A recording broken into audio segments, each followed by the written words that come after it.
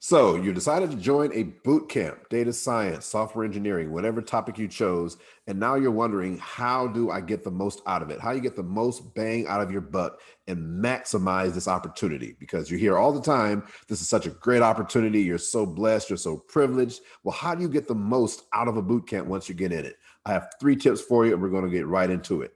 Number one, hit the ground running. When I was a kid, and I learned real quickly, my dad had a couple of key hobbies. One of them was actually tracking the stock market. He did it on pencil and paper or pen and paper. He had books and books and books of tracking stocks. He would get the New York Times, or actually the Financial Times, and then there was another one, the Wall Street Journal. And he would go and he would literally track stocks of tons and tons of companies and see how they tracked versus some formulas he had. And he actually did pretty good on paper. The second one he had was horse racing. My dad was a huge horse racing fan. Whenever we could, when we lived in the Bay Area, we would go to Sacramento, or even once we came down south, he would move. I mean, we would go to different ones in Louisiana, and he would hit those tracks. And one thing he would tell me, like an analogy from the horses, is look at how the horses act when the bell sounds. When those gates first open up, check out how the horses respond. They hit the ground running. Those horses don't ramp up or warm up. Yeah, they do like some practice runs like before the actual race. But when that bell sounds, those horses are wide open. And he said, when you approach life, when you approach any task the way those horses do, you will be more successful. So hit the ground running. How does that apply to a boot camp? So for every boot camp, there's always pre-work. Take the pre-work seriously. The way you approach that pre-work, the way you start to build your study routine, start to organize your household, that will play a lot into how you do in the first couple of weeks of the actual boot camp.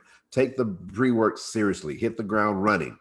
Get your study routine, get you a study area, take it seriously, get good in-depth knowledge, and try your best to not only just pass it for the sake of being able to enter the program, but to understand. If you have to do a little background research and look on Reddit or Stack Overflow or some supplementary resource, do those things so you start day one or day zero of your boot camp. You have the foundation, because what they did is that pre-work is what the boot camp has established. These are things you need to know to be successful. So you don't want to just pass them just enough. Pass them with understanding. And then when you actually start the boot camp, more than likely every boot camp says, hey, this boot camp needs at least 10 hours of study on your part. This one needs 20 hours of study on your part. Guess what? Those are usually conservative estimates, okay? So if it says, hey, 10 to 15 hours a week outside of class time, you should really pull out a calendar and see, where am I going to invest 10 to 15 hours this week? If you're not putting in that time, it's hard to expect to get the results that you're wanting to get. So my first tip for you when it comes to any boot camp, hit the ground running.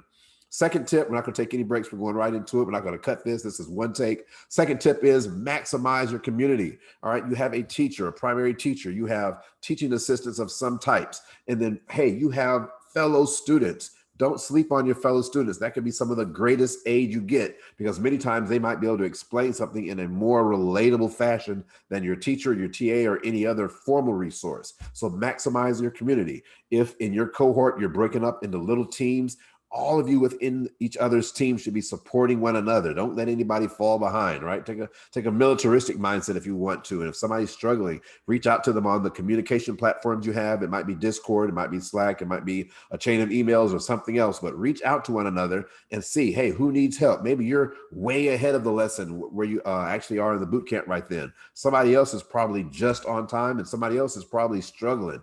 Help each other out, maximize your community. Don't be afraid to be the one to ask questions because you're going to look a certain way.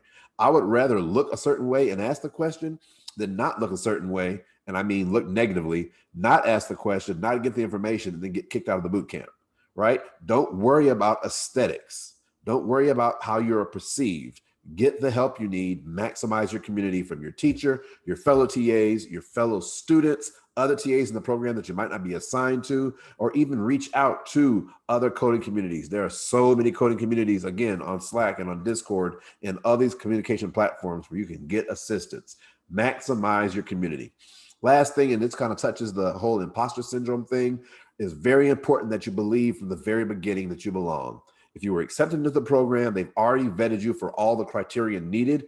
You belong here. There's nothing about you, regardless of what demographic you may come from, be it age, sex, gender, religion, place of origin, where you live now. None of those things really matter, okay, in terms of success.